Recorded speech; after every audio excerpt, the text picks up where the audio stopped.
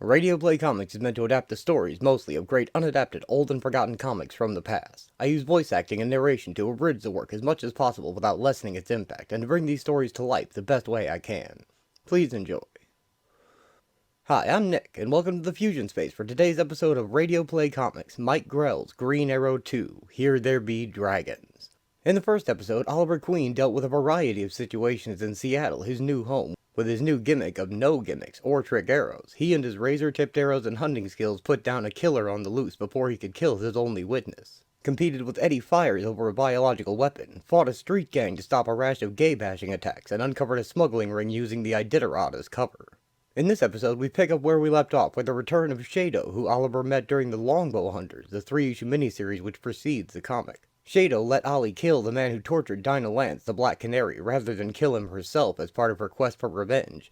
And in this story, she is asked to make restitution to the Oyabun for that act. But things go awry and she ends up on the run from the yakuza, and she will need Oliver's help to be free of them. They will reconnect, and then take on all comers when the yakuza attack en masse. The next story sees Ollie as himself doing good deeds around town, but one of them causes a sniper to be sent after him, and he must unravel the mystery by retracing his steps as Green Arrow.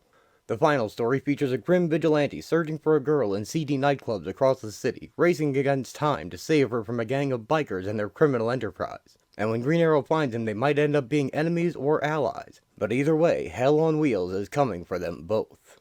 I plan to keep going with this series and probably adapt most of the run over time, but as the comic was mostly short, self-contained stories, I feel that every episode should work fine on its own, and can be viewed in about any order. As you'll see, this experimental, mature reader's book from DC depicts Oliver as very human, and he feels very real. And over the run, he does grow and change like a real person, so watching them all in order will have its own appeal in that sense. I find this realistic presentation only heightens the action and drama, so if you wanted a different take on superhero adventures, this might be the book you've been looking for. So, without further ado, let's begin.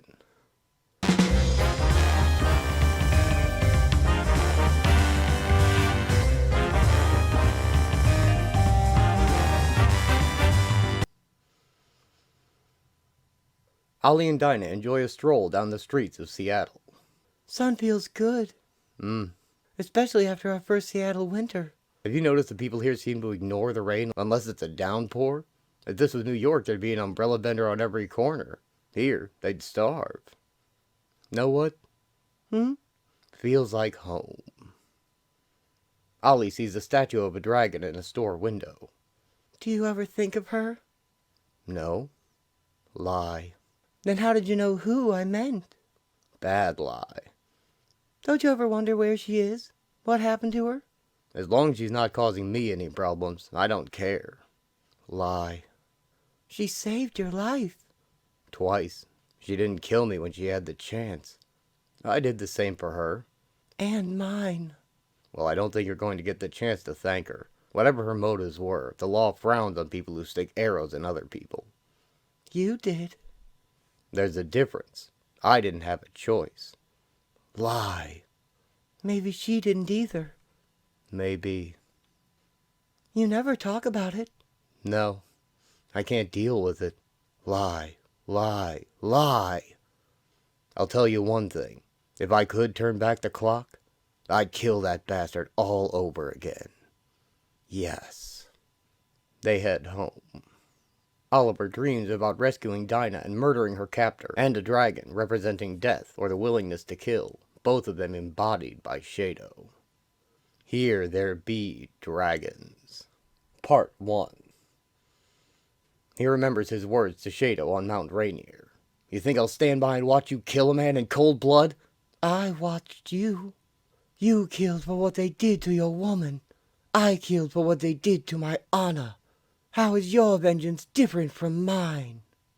He remembers Shado killing the gunman who had the drop on him during their escape. I once said you haven't the eyes of a killer. They've changed, as you have. You can never go back. Never go back. Never go back. Never go back. Never go back. Never go back. Never go back. Ugh! Oliver wakes with a start, covered in sweat. Get a grip. God, when will it stop? Maybe never. Maybe she was right. I can never go back. Well, I can deal with it. No trace of her for a year. I wonder where she is now, and what happened to her. And on the other side of the world, in Japan, a fish swims in a pond. You were given an opportunity to avenge your father's honor. A list of men to kill. Yes. And are they dead? Yes, Oyabun. By your hand? All but one, Oyabun. And this one? Dead at the hands of another. You saw? Yes, Oyabun. And you allowed it? Why? His vengeance was more important than yours. So, it is perhaps a small thing, but one which cannot be allowed to spread. One arrow, one life. The yakuza demands that which you owe us. He hands Shado her bow and one arrow. Shado's archery teacher has the fullest confidence in her abilities, and his life is to be used for a trial.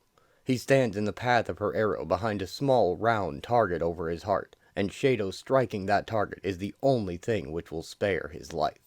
He tells the guards there is no need to restrain him.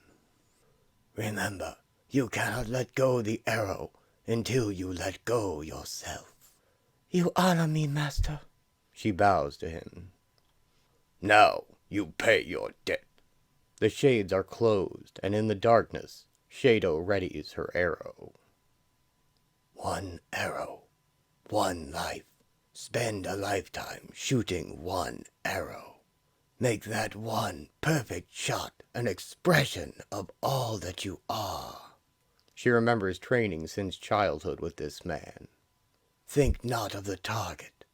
If you let the shot go without effort, you will strike your mark. Travel with the arrow. Let your spirit guide it in flight. Turn your focus from Kujutsu, the simple shooting of the arrow, to Shado, the spiritual essence of the art of Kudo. Shooting at the target is nothing more than shooting at yourself. Shado closes her eyes and lets her arrow fly. It strikes the target dead center, as her teacher knew it would. The Oyabun is pleased with the demonstration of Shado's abilities, but he demands the debt of honor be paid. Since he loved her father, he will allow Shado to merely cut off her thumb rather than pay with her life. As the sun sets, Shado sits in the garden, her hand on a stone table, ready to make her restitution, when her teacher says, "No." He aims an arrow at the Oyabun. I did not create her through years of patience lessons merely to see her destroyed at the whim of a fool. You dare threaten the life of the Oyabun? Only you can do that. I simply say that when the knife falls, so flies the arrow. Who knows? I might miss. Master, There is nothing to say, child. Go, and remember that you are Shado. Shado takes her bow and arrows and runs away. She can run far, but she cannot run long from the yakuza. The teacher sets down his bow. Long enough, I think. It is not wise to hunt the dragon. And you are dead, old man. Death comes to all in the fullness of time. If my spirit flies this night, perhaps it will have company on its journey. The Oyabun shoots him. Shado turns back. An arrow pierces the Oyabun's head. Tears in her eyes, Shado escapes into the night. I wonder if she hung up that bow. I hope not. Happy birthday to you. Happy birthday to you. Dinah presents Oliver with a birthday cake, barely visible underneath 44 candles. Thanks a lot, Dinah. Just what I needed. A reminder of my own mortality and the insidious encroachment of middle age, all in one fell swoop. The card shows Dirty Harry on the front, and inside it reads, Now go ahead, make my day. I love you, Dinah. Did you get a permit from the fire department? Make a wish.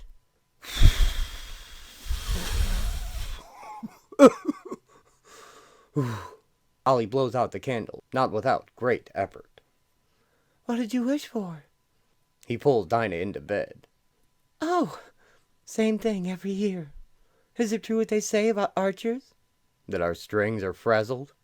Not what I had in mind. I love you, Oliver.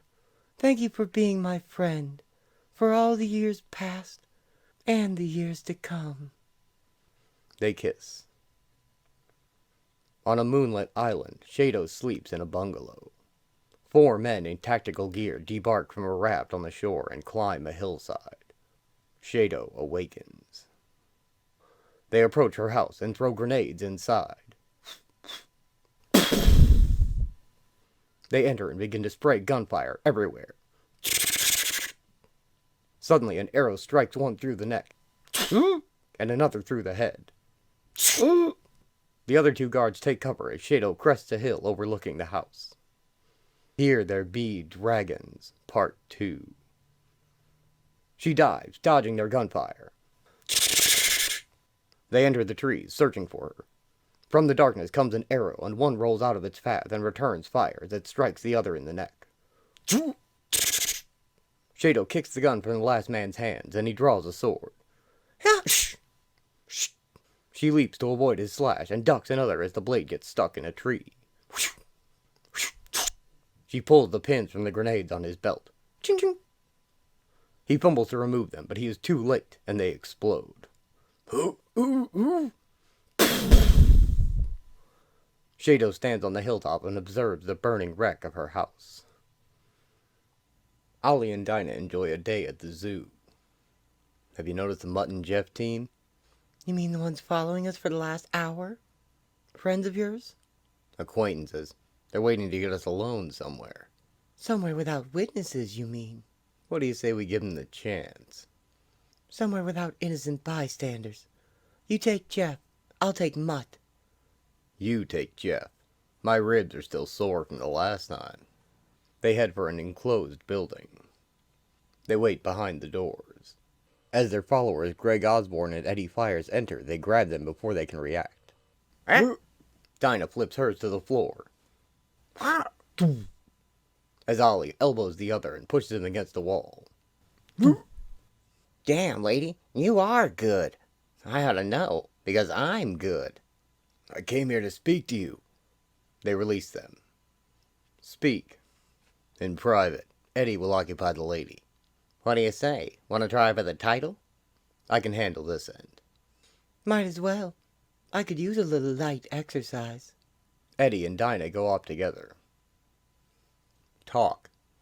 I have a proposition. Not interested. Just listen to what I have to say. I think you might change your mind. During World War II, when the Japanese were about to overrun the Philippine Islands, General MacArthur was forced to pull the American troops out and run for it.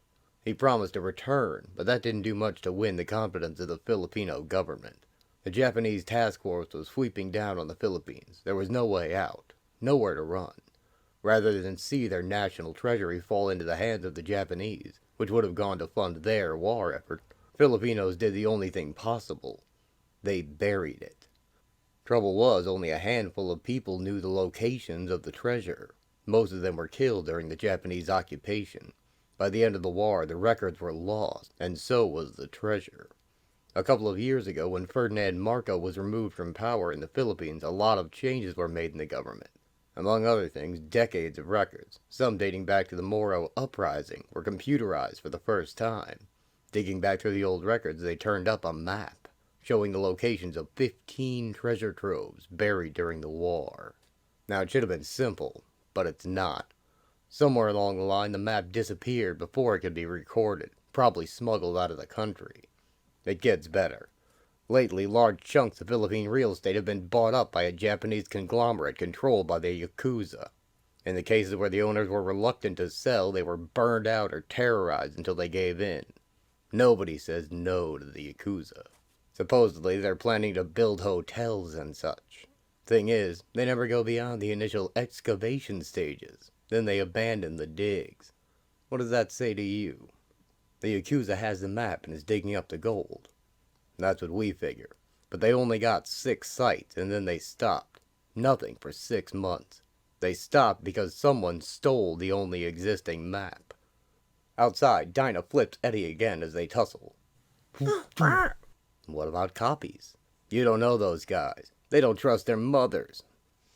For the last 6 months, we've been getting reports of yakuza hit teams searching all over the world for a woman with a dragon tattoo. Sound familiar? It should. I saw you with her up on Mount Rainier not long ago. We think she's got the map. What do you want from me? The government of the Philippines is in a great deal of trouble. The U.S. government can't afford to be too openly involved in their domestic problems. Not with this North mess. That gold will go a long way toward providing them with economic stability. That still doesn't tell me what you want, Osborne. This tattooed lady. You know her better than anyone. We want you to find her and retrieve the map. Sure.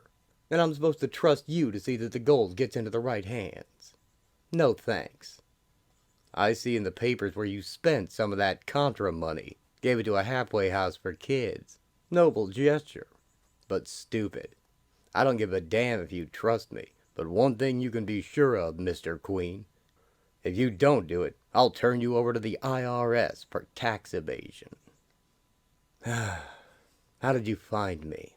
You're kidding, right? How many guys in this town do you think fit your description? What, it was supposed to be a secret? Eddie and Dinah return, with Eddie sporting some new bruises. Get away from me! Ah! Don't be that way, doll. You and me could... He grabs at her, and she decks him.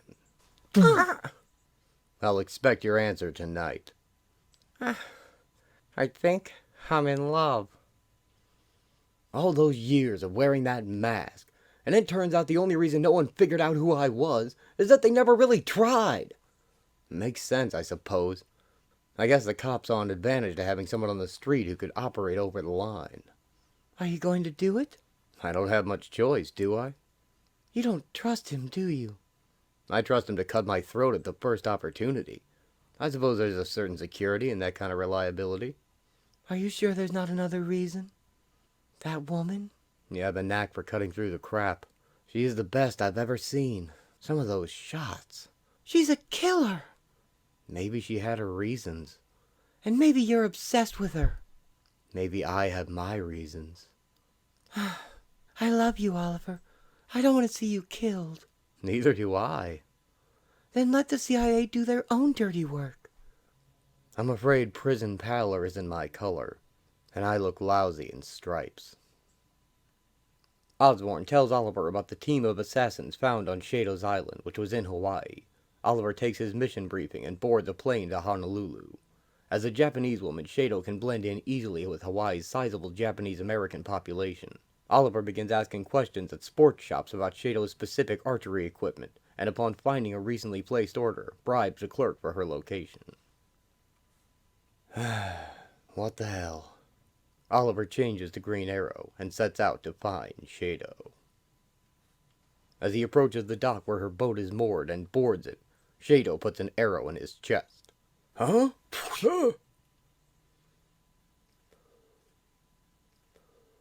Shado practices shooting blindfolded, waiting for a piece of fruit to fall from a tree. Think not of the target. If you let the shot go without effort, you will strike your mark. Travel with the arrow. Let your spirit guide it in flight. Turn your focus, Kujutsu, the simple shooting of the arrow, to Shado, the spiritual essence of the art of Kudo. Do this, and you need not even see your mark to strike center. The fruit falls. The fruit is nailed to the trunk beside 3 others. Shooting at the target is nothing more than shooting at yourself. Men with guns prepare to enter her home when one sees Shado by the tree. Before he can fire, Oliver throws a chair through the window behind him and his gunfire goes wild. Shado fires an arrow through his neck, taking him down. Ollie stumbles out, bandaged about the chest and shoulder. Shado rushes to him as he falls and helps him back to bed. Here There Be Dragons, Part 3. He falls back into a fitful sleep and dreams of Dinah. What I do is important to me, Oliver. I wouldn't ask you to hang up your bow to become a father. But you love kids, Dinah. Which is why I won't have any. We're in a deadly, dangerous business where either of us could be killed at any time. I can't give you a child. I can only give you myself. I hope it's enough. His dreams of Dinah and the dragon finally end. Oliver wakes up and goes outside to where Shado is shooting at the target. How long? 3 days this time. Before that, a week. Your wound was very grave. Well, not so wide as a church door. You saved my life. Why? You did the same for me. I shot for your heart. I've seen you shoot, lady. You couldn't have missed. Who is to say? The arrow was on its way when I recognized you. Perhaps a twitch of the bow hand as the arrow passed. Or perhaps... This isn't the same place. Where are we? Another of many vacation villas dotting these islands. Abandoned for most of the year, except when their owners pretend to escape from the pressures of too much luxury. It was necessary to move again after they found me. Who is they, and why are they after you? An interesting question, and one I might well ask of you. Pretty simple, really. Remember the last time we met? The guys with Magnor up on Mount Rainier were CIA. They were using his cocaine smuggling apparatus, channeling money from the Iran arms sale to the Contras in Nicaragua. After the smoke cleared, there was all this laundered money lying around that no one wanted to claim. So I figured, what the hell? Might as well put it to good use. Trouble is, as soon as I did, this company man, Osborne, pounced on me like a duck on a June bug. Figured out who I was and... It was supposed to be a secret? I wish people would stop saying that. Anyway, he offered me a choice, a long conversation with the IRS and a possible extended visit to Leavenworth. That's Kansas, not Washington. Or I could track you down. It seems you've come into possession of a map to a treasure hoard buried in the Philippines since World War II. The CIA thinks it should be used to help the Aquino government get on its feet. At least that's Osborne's version. Is that really why you came? I came for something. I don't know what. I remember there was a man with a gun who... Yakuza. Yeah. Osborne told me they had hit squads out looking for you for months.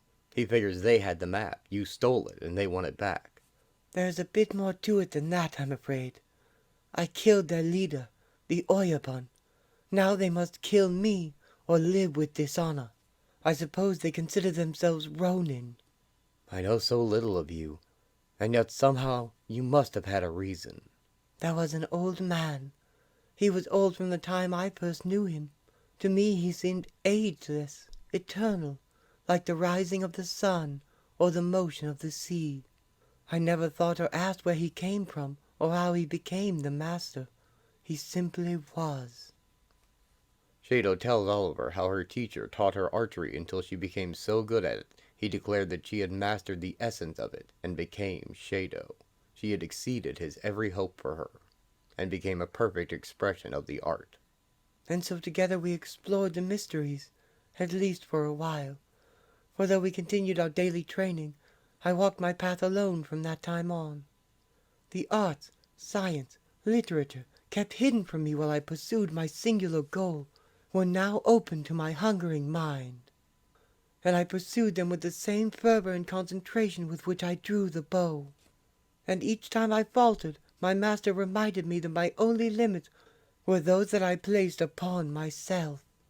When the time came for me to pay my father's debt of honor, I did so with no joy, but the knowledge that this was what my life had been dedicated to almost since birth. Ultimately, my father's honor satisfied, my master set me free from the yakuza, free for the first time to live my life for myself. They will never rest until I am dead. Or they are. You do not understand.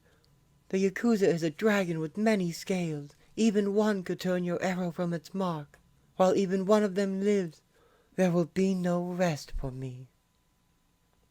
What will you do now? That depends, I think, on you.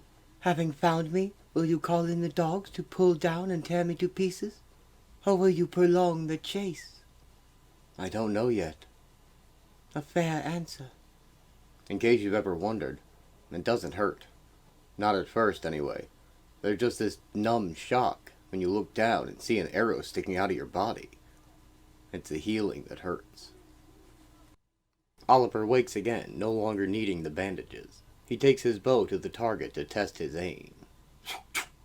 It's a little off. A barbarian. The way he bends the bow, pitting its strength against his, instead of letting the two combine. He tries again and gets a little closer. He dominates it, forces it to his will, and yet there is a gentleness in his hands, and it responds, giving all in release. By the third shot, he's adjusted, and he hits the bullseye. A conquest. Shado joins him. Mind if I try that? She hands over her bow.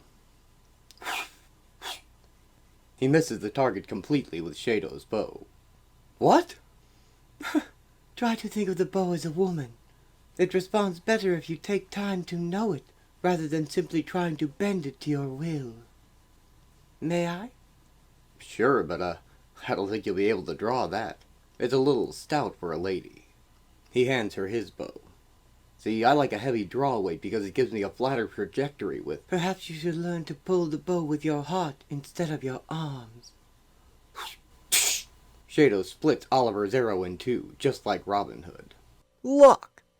The rest of the day is spent swimming and fishing, and at some point, Oliver and Shado make love. The island's old groundskeeper smiles as he watches them at play in the water, and leaves them to return to the house. However, he is captured by more men with guns. Beats the heck out of a trip to the 7-Eleven. Sushi? Cajun, a la prud'homme. A woman after my own heart. Wait a minute. What is it? Take a look. Oliver points out footprints in the sand. We've got company. They followed Alvaro. See the boot prints over the sandal tracks? Shado moves and Ollie grabs her arm. Easy. They'd have left someone along the trail to finish you. The men wait lying down in the grass by the road. Shado walks the path while Oliver sneaks up on one, twisting his neck and making him shoot the other man lying in wait when he rises.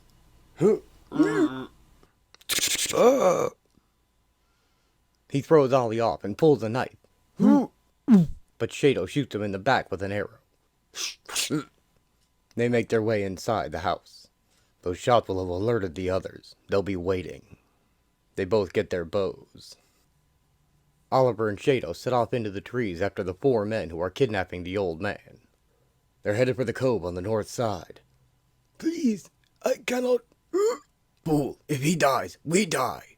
Get him to the boat. Then we'll return and see that the woman is finished. They pick the old man up and begin to carry him. Come on, move! Shado takes out one of the men with an arrow through his eye. She dodges back into the foliage as the others open fire. She shoots another in the chest and he falls. Oliver shoots a third in the chest. And they both put arrows in the final man's head. Shado kneels by the groundskeeper. So much fuss over an old man. An old friend. I am sorry to have brought you to this. It is nothing. The end of a journey I began with my first breath. Who'll watch over the flowers? I will. I promise. And who'll watch over you? Oliver stands nearby as if in answer to his question. He gently passes away with a smile on his face. They hear a small boat start up and begin to drive away from the island. They must have left a man on the boat. He'll have the rest of their little army down on our necks by morning. No! Shado fires an arrow in a high arc. It comes down through the boat driver's back. The boat swerves into the rocky shore and explodes as Shado and Green Arrow walk away.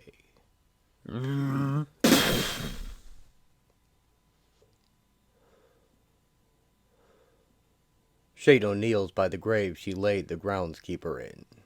Who was he? He was a friend, and now he is dead. Like everyone who has been close to me. Death follows in my footsteps as surely as it flies from my bow. Your wound has healed sufficiently. Time for you to go. Unless you still intend to carry out your mission. I don't know. The CIA wants the treasure map you stole from the yakuza.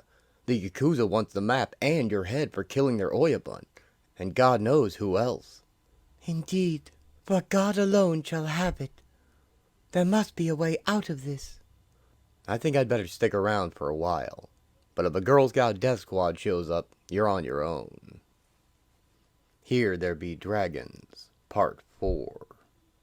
Ollie and Shado set sail on her boat. They put in on a larger island to resupply and shop at the street markets for a while. Before too long, though, Shado tells Oliver they have to leave, as they have been found, and she has left a dead assassin in an alley. This time you haven't been in one place long enough to leave a trail. So how? Does it matter? They have come before. They will come again, and again, until I am dead, or they are. It matters. The way I see it, we can do one of two things. Run for it, in which case they can overtake us in a powerboat and machine gun us from a safe distance. Or stand and fight. I'm not even going to suggest giving them the map, because I think they'd kill you anyway. I don't know about you, but I'm tired of running. At least this time we know they're coming, and we can pick our spot. One where nobody will get hurt. Nobody innocent, anyway. They change into their work clothes. That night, a team of armed men prepare to invade an abandoned warehouse. They rappel from the skylight and enter through the large doors and toss stun grenades inside. In the light of their grenades, Green Arrow and Shado begin shooting arrows at them, catching a man on the ground in the face, and another on a rope in the head. A stun grenade goes off near Oliver, and he ducks into cover, but drops his bow. Shado takes down a man firing at him. But more bullets impact near his cover. Shado swings from a rope, kicking over a wall of metal drums onto 3 of the soldiers. One of the men is following a tracking device, and he sprays gunfire at Green Arrow, who dives behind crates to avoid it. He keeps following the tracker, and more gunfire plows through the crates as Oliver runs under it. From atop a row of shipping containers, Shado takes out the 2 men chasing Green Arrow.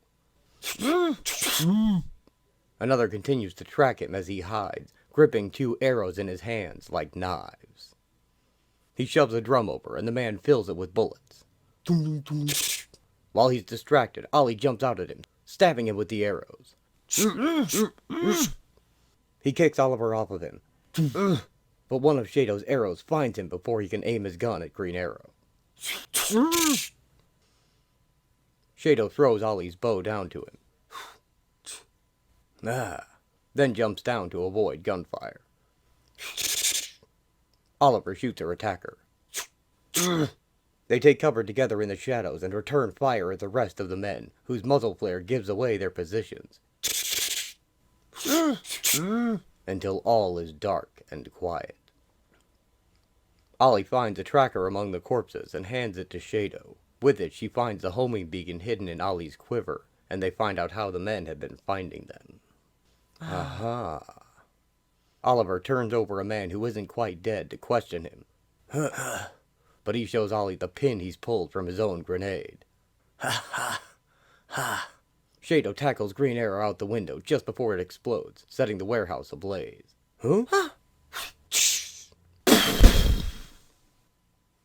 Oliver sticks around to talk to the authorities and to phone Dinah at home. Where have you been? My God, I've been so worried. It's a long story, kid. I'll explain when I see you. I'll be home soon. I love you. I think it would be best if you took a walk with me, Mr. Queen. Somewhere we can talk. Friends of yours, Osborne? Associates. Japanese agents are useful in Hawaii. They blend in. Where's the girl? Dead. Grenade. Just as well. Did you find the map? He hands a tube to Osborne. This is not the map. Not the original, no. The original map was an old man named Emilio Alvaro, the last surviving member of the team that buried the Filipino treasury when the Japanese invaded their homeland during WW2. Only he knew the locations of the buried gold, and everybody wanted him. He hated Marcos and everything he stood for. He kept his silence for all those years. Then, when the Aquino government took over, he came forward. But the yakuza kidnapped him and tortured him for the locations of the treasure. Realizing his life was worthless once they had what they wanted, he gave them only one location at a time. They had only found a few when he was spirited away by the woman they called Shado. They were friends, until he died. And they did what friends do. They talked. Based on his stories, she made that map. Osborn takes out the rolled up map. Seems I've underestimated you. No reason not to. I was pretty stupid. Not much of this made sense until last night. I had to ask myself two things. Who could have put that Homer in my gear? And why would he tell the Yakuza where to find us? With the resources of the CIA behind you, there'd be no reason to bring in the Yakuza, although we both know you dealt with crooks before. That part had me stalled for a while. Then I realized, this isn't a CIA operation at all, Osborn. You're doing this one on your own. Well, not quite. You see, I have another partner, a man who would like very much to keep that treasure out of the hands of the Aquino government. Somehow I get the feeling this doesn't have much to do with political ideology. We had you pinpointed at the marina in Honolulu, then moving to Lanai. We checked the marina and found a splash of blood that matched your type. We had to assume the dragon lady had hauled your carcass off to bury somewhere. That pretty well put a halt to Plan A. But you've always been flexible, Osborn. A survivor. You were being pressured to produce. The only other thing you could do to ensure at least a share of all that treasure for yourself was to bring in the Yakuza. It made sense, didn't it? Sure, they were already looking for the girl. You could tell them exactly where to find us, and they sent their goons to do the dirty stuff. Understand, we thought you were dead until that Homer moved. We tracked you here and saw you coming ashore with the girl. I'll bet that threw you for a loop. By then you'd already brought in the Yakuza, and their partnerships are for life. However short. I couldn't figure out why a closed organization like the Yakuza would team up with you when they had their own methods of tracking the girl. In fact, they'd been doing a pretty good job. It would have been just a matter of time. No, you had to be offering something more. Then I realized who else might have a stake in this. Who might have known of a treasure buried in the Philippine Islands since WW2, and wanted to keep that treasure out of the hands of the Aquino government and put it to his own use. Someone who had political allies still in place in the Philippines, waiting for him to return to power. People who could smooth the way for the retrieval of the treasure. That's the deal you offered the Yakuza to get them to use their hit squad for your dirty work. You cut the pie into smaller and smaller pieces, Osborn. Yes, well, it is a rather sizable pie. Large enough, I think, to keep Imelda in new shoes for a while. Shoot him. One of the guards draws, but Shado's arrow pierces the man's throat before he can aim his gun. The man with the map runs for it.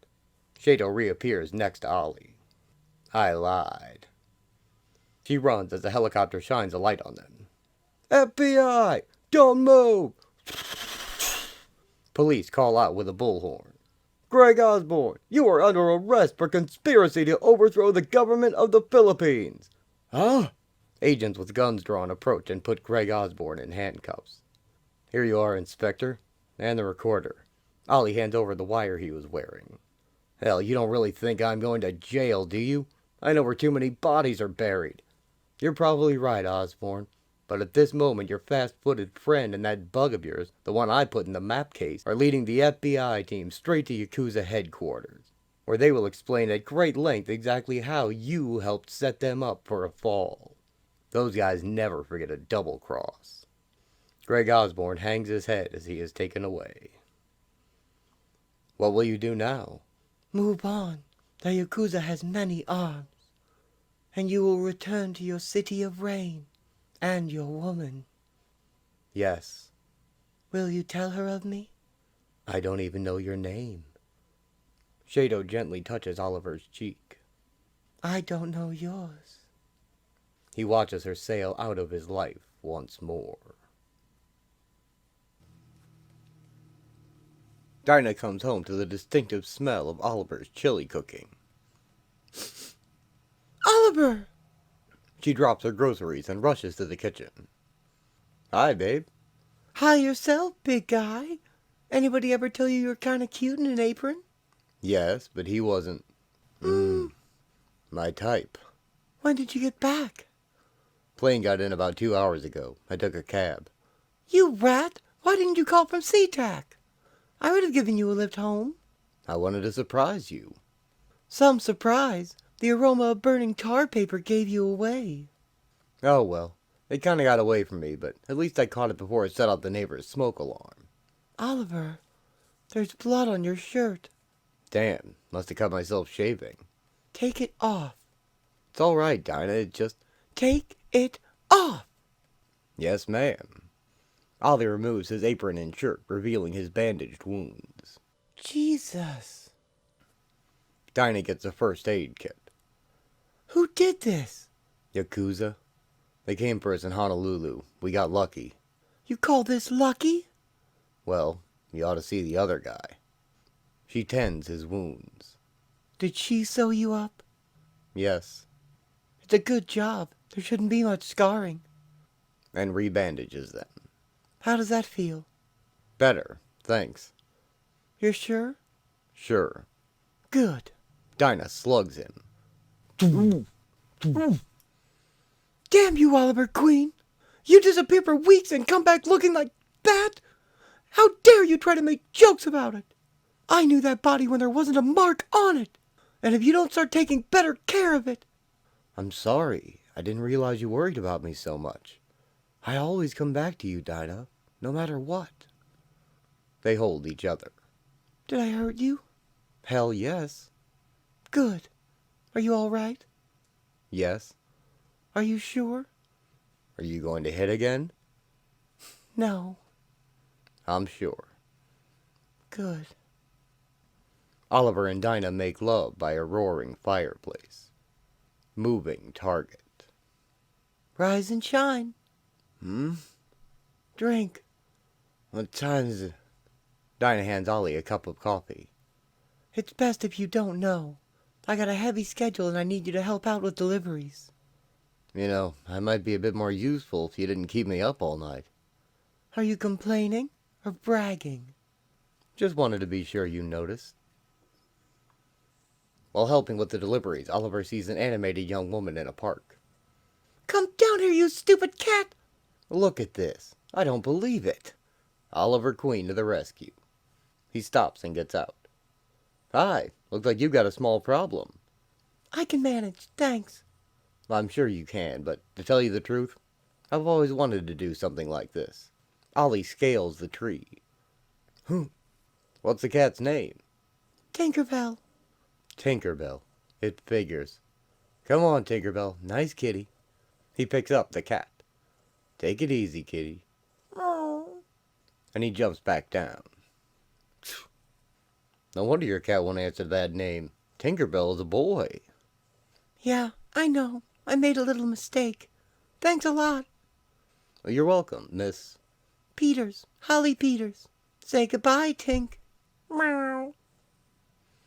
While delivering flowers to a church wedding, he helps the groom fix his tie, tying it around his own shoe and then cutting it and stapling it back together on the young man.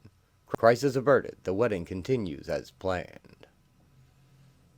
On his way home around sunset, Oliver stops to help a woman with a flat tire on the side of the road. He doesn't have a jack, and neither does she, but luckily another man stops to help, and he agrees to put his spare on her car and follow her to an auto shop where he can retrieve it when she gets a new tire. And they say chivalry is dead. Well, we don't ride white Chargers anymore, but there's still a few of us around. Oliver gives her a rose as he departs. And we don't really need a fancy costume or a phone booth to change in. Nearing home, he passes a street gang accosting an elderly couple. On the other hand, he parks and changes to Green Arrow. Come on, Grandpa. Social Security check. I told you before, if you walk on my street, you gotta pay toll. I don't see your name on it, punk. Nope, this says Broadway, not Jerk Street. I'll write my name in your blood, asshole. Green Arrow slams his bow into the attacking punk's crotch. Language. Then throws him to the ground. He lifts his head by the ear. On the other hand, this does bear a striking resemblance. The other punks ready their weapons, a knife, a club, and a revolver. Oliver shoots 4 arrows almost at the same time, pinning one thug's hand to a pole, breaking the club at the hilt, piercing the gunman's foot, and pinning another punk's pants to the wall. He holds a 5th arrow at the ready. Your move. Get him! The leader charges at Ollie, who points behind him. He sees that his friends have all run away. Oh, shit! Green Arrow punches him in the face. Ow! Jeez, man! You broke my nose! Next time I'll break your legs. This is my home now, and these streets belong to the people again. He strides off into the night as passers-by cheer him on. Yes! The next day, Oliver walks down the street to get a newspaper. Suddenly, the window behind him shatters, shocking the man cleaning it. The store owner comes out and yells at the window cleaner, who swears it wasn't his fault. As Ollie walks back home, no one has yet noticed the bullet lodged in a mannequin's face. Oliver and Dinah attend a showing of the popular new musical Cats, while nearby, a sniper sets up on a rooftop. Dinah and Ollie applaud the dancers along with the crowd. Moving Target. Part 2. They get up and exit the theater as the sniper finishes up and takes aim at Oliver on the street below. What did you think? I think I'll be lucky if I can remember where we parked. The play, wise guy. Oliver drops a coin and a woman hands it to him. Mister, you dropped this. Thanks, He turns just in time for the bullet to miss, and it shatters a glass case, lodging in a poster for the show. Sniper, get down!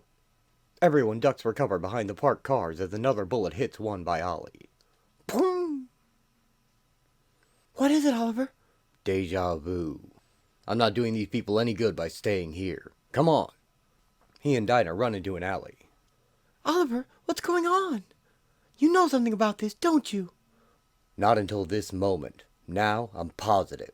Someone is trying very hard to kill me. They climb a fire escape. I'm sure the shots came from here. Dinah spots some shell casings. It looks like a 308. Probably a subsonic round for use with a sound suppressor. That's pretty serious stuff. Not the sort of gear you buy at a local sports shop. Dinah sees the police arrive down on the street. Only one outfit I can think of has access to this kind of stuff, and has a reason to want me dead. The CIA. Eddie Fires gets out of his shower. Back with the local news after these messages. As he enters his living room, a green arrow pierces his towel between his legs. He goes for a gun in a hanging holster. I wouldn't. It could be dangerous. Another arrow joins the first, but several inches higher. See what I mean? I don't like being shot at, Fires. Well, we got a lot in common then. But it sort of goes with the territory, know what I mean? Even you can die. It's simple. Next time you won't get a warning shot. Go back to your CIA boss Osborn and tell him you're dropping the contract. Osborn? Maybe you didn't hear, Queen. Osborn pulled some fancy moves and got kicked free on the charges of conspiring to overthrow the Philippine government. Inter-service professional courtesy, I guess. Eddie pulls the arrows out. The yakuza got him the same day. He hands them back to Ollie. Now, if I knew what you were talking about, it might help.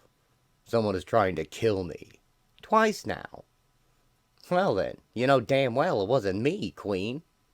Subsonic rounds. Silence. Who else has access to that kind of hardware? Intelligence services, FBI, military police, organized crime, pushers, dopers, street gangs, paramilitary aficionados, high school kids, grandmothers, and anybody else with the cash. You got enemies in any of those categories? Now, if I were going to whack anyone this week, that would have been my job. Eddie motions to the TV. recovered the body of James Alexander, husband of Congresswoman Barbara Alexander. Police say he was driving northbound on the Aurora Bridge when he lost control and plunged through the guardrail into the water below. Alexander was a well-known Seattle social figure with a reputation as a hard drinker that matched his renown as a liberal crusader and philanthropist. Not to mention fortune hunter, con man, and wife beater. Police declined comment on whether alcohol was a factor in the crash. Congresswoman Alexander was unavailable. Nice piece of work. See you around, Fires. Remember what I said about warning shots. How's your girlfriend? Why do you ask? Interesting lady. What's that got to do with the question? Not many people could do what she did. I never lose, you know. Not ever. Give her my regards, will you? Ollie leaves from the balcony.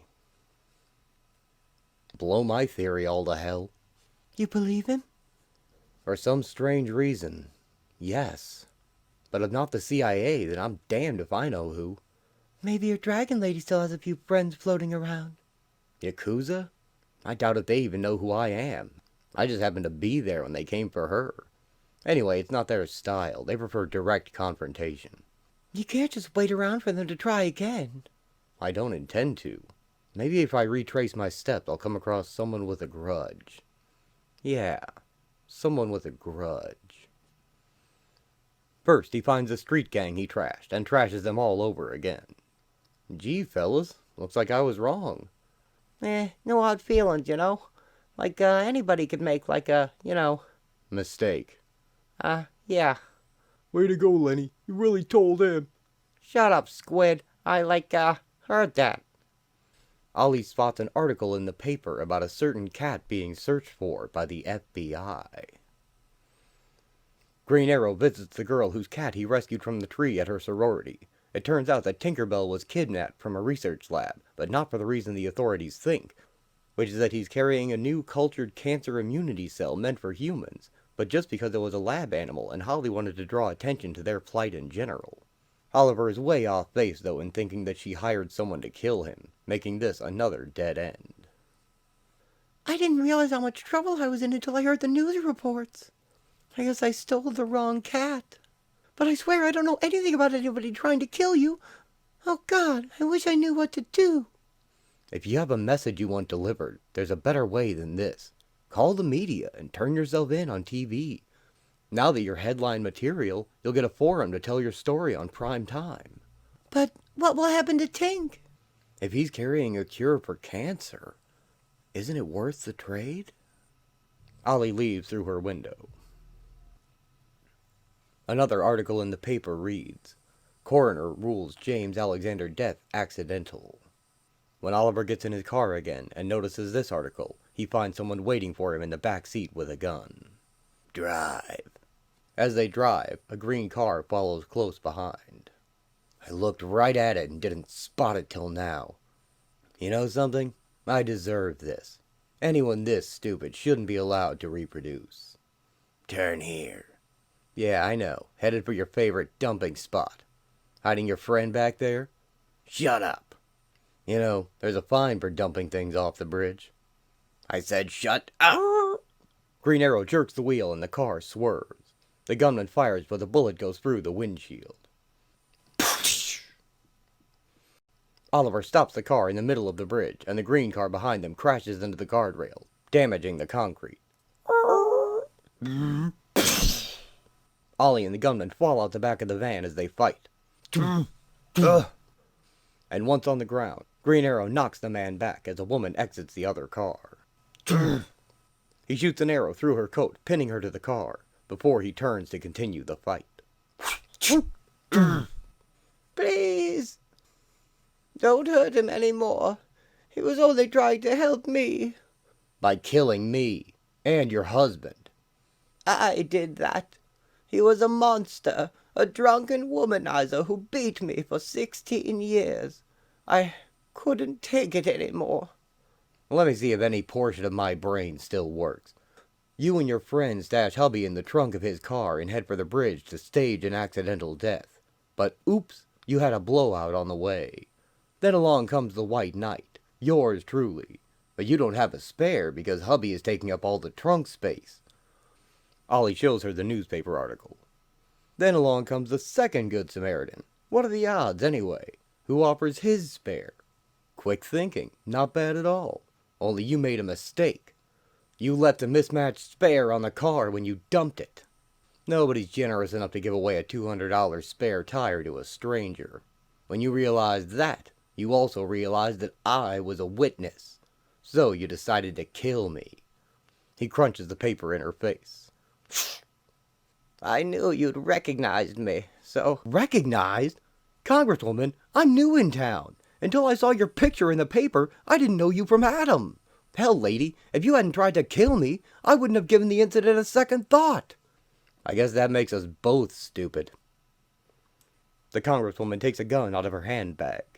My second mistake. She aims at a green arrow. My first was not doing this myself.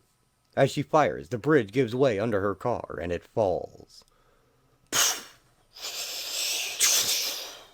Still pinned to the door, it takes her with it into the river below.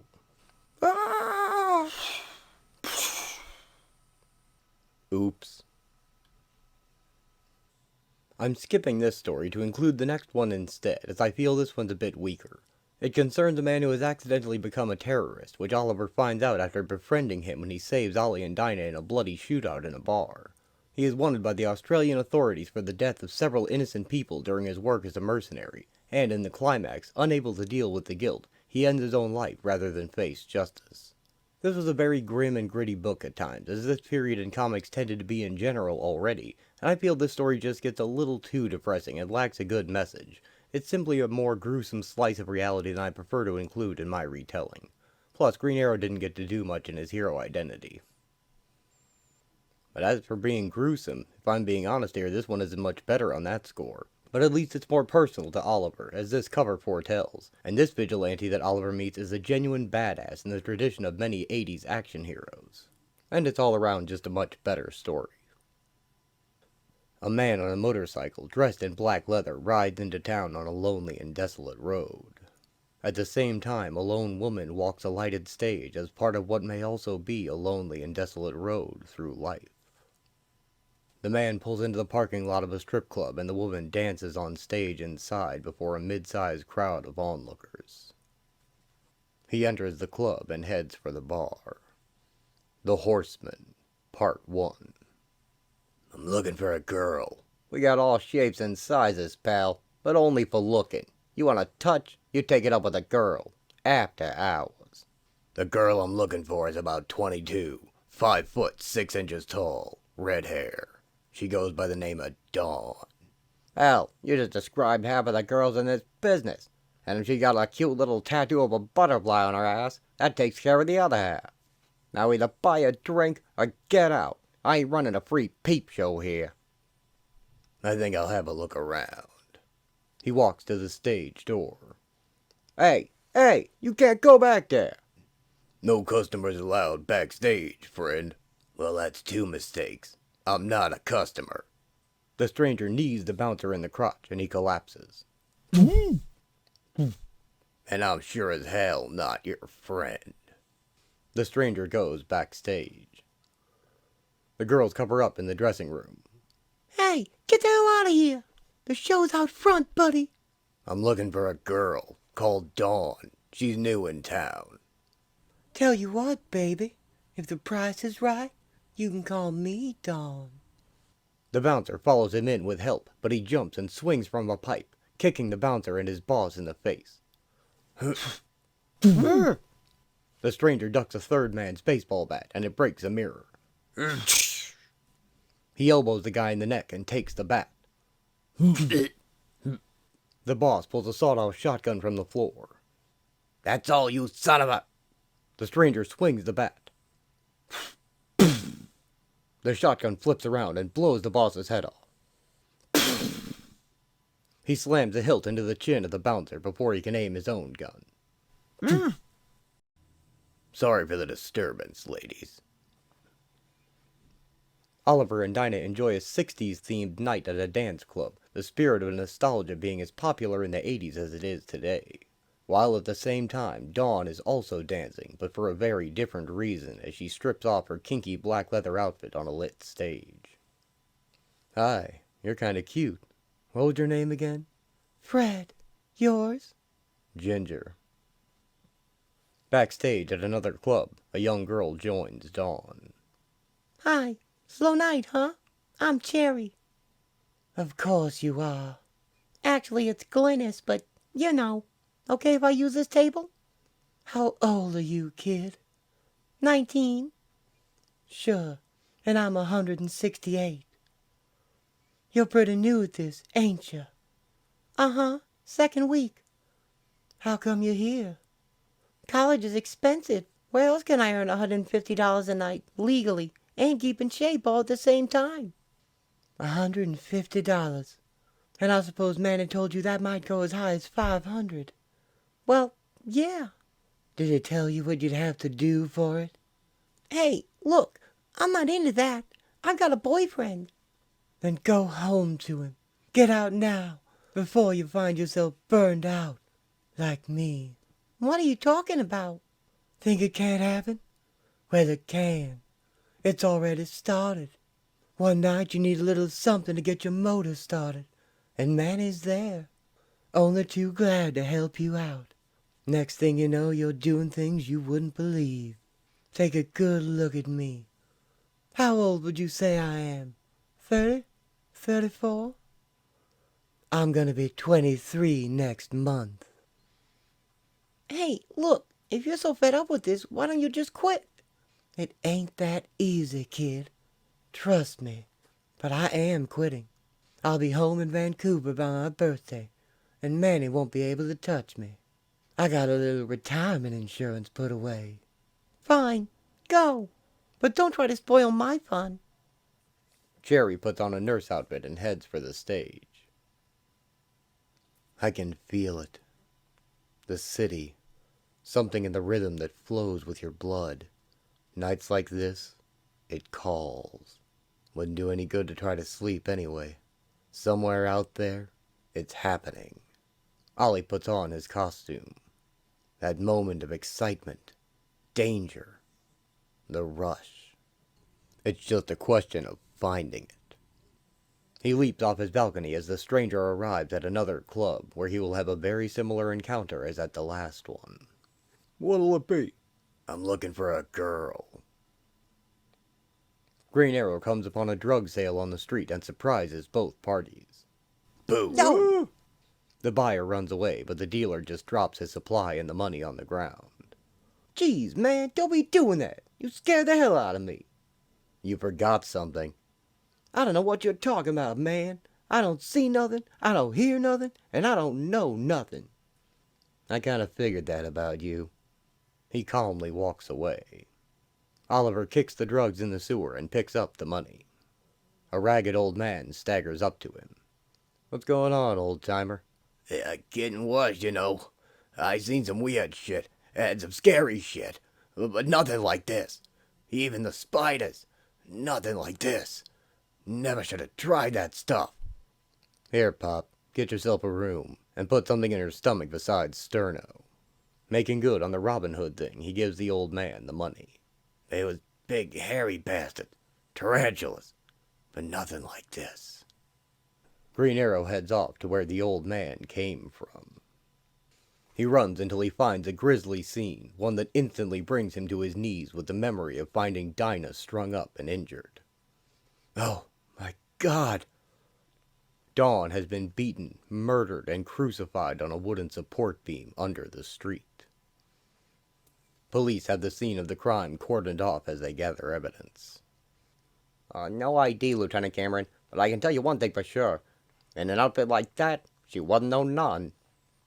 Spare me the deduction, Sherlock, and tell the forensic boys to step it up. I want it down from there before the press gets wind of this. What kind of animal could do something like this? More kinds than you'd want to believe. Best guess right now is that this has something to do with a lunatic biker going around busting up strip clubs. One of the customers said he was looking for a girl, a redhead. Dawn is taken down and placed on a gurney. Maybe he was a pimp and caught a holding out on it. You're presuming that because she may have been a stripper, she was also a prostitute. It happens, chum. Maybe she was his old lady and he didn't appreciate her showing other guys the goods. You amaze me, Cameron. You make it sound as if she had this coming. Stripper, hooker, I don't care what she might have been. Nobody deserves to die like that. Except that bastard that did this to her.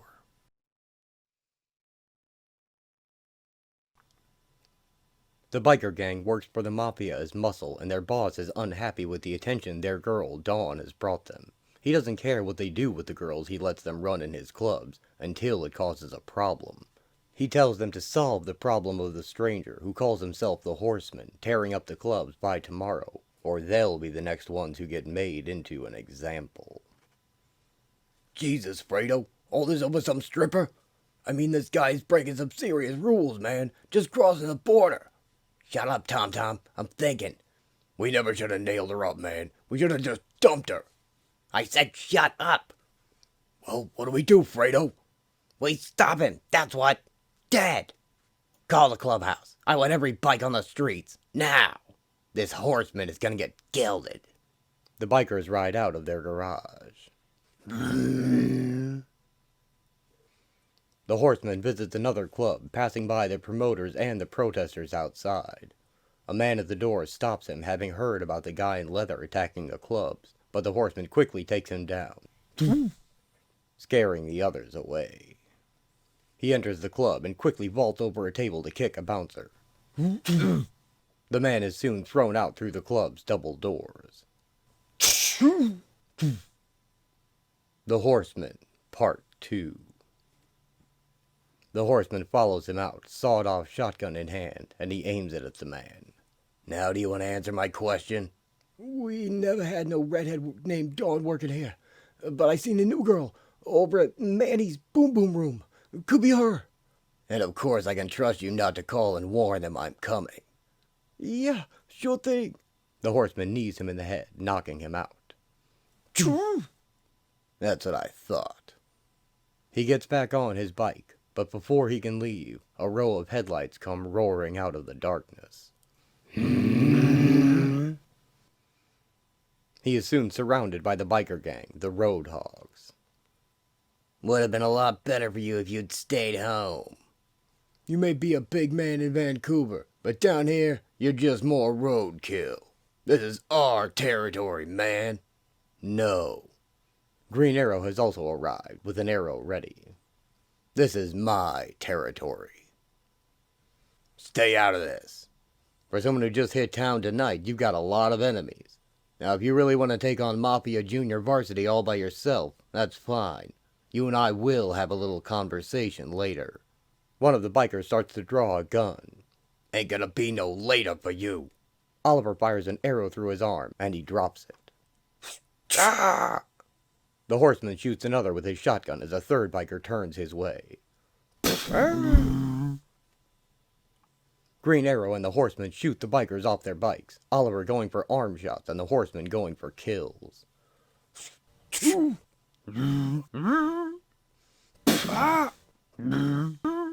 They move until they are side by side.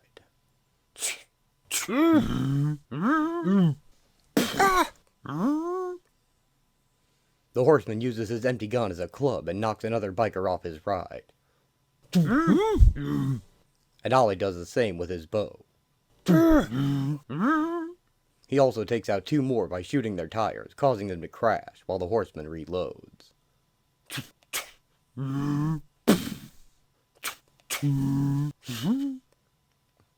They draw on each other as the final few bikers run away, and the fight ends. Your call, pal. What's it gonna be? I was going to drive this through your heart, but I realized a man doesn't continue looking for a girl he's already killed. Huh? That's right. Someone crucified her tonight. Oh, Jesus. The Horseman lowers his gun. He leans against the wall, head down, while Ollie talks. Where? The market, Post Alley. The cops think you killed her. So did I, until just now. Ollie puts his arrow away. She was in her dancing costume, so whoever got her may have hired her for a private party after club hours. Or it may have been someone she knew or worked for. Now I've got a few questions you're going to answer. Like, who are you? And what's your connection to the girl? And why would someone kill her like that? Why? Maybe she was a nice kid from a small town who thought drugs and high rollers were fun, until the high rollers left, and all she had were the drugs.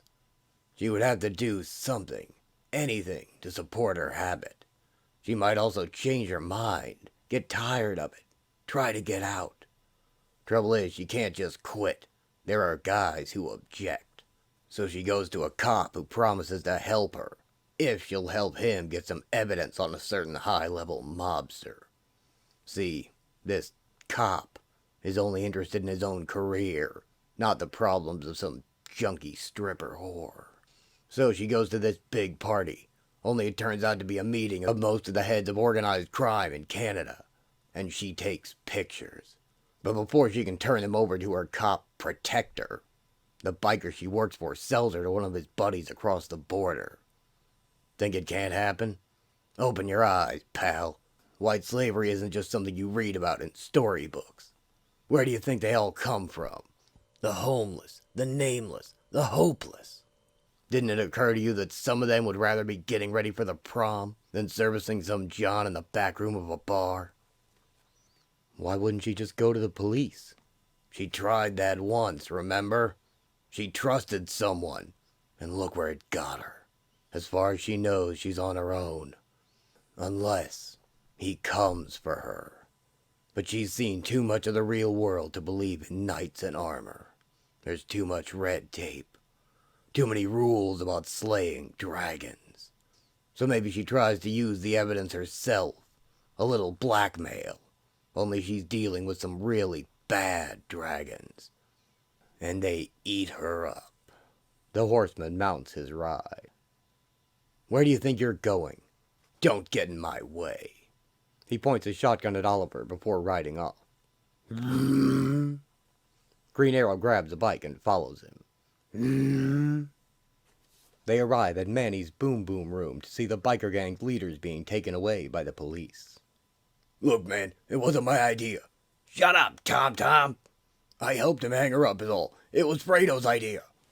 I'll kill you, you son of a bitch. I think you're going to have to stand in line.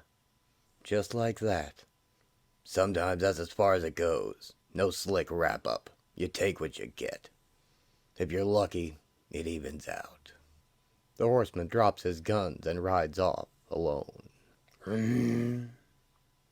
Lieutenant Cameron walks the young girl Dawn met before she died out of the club.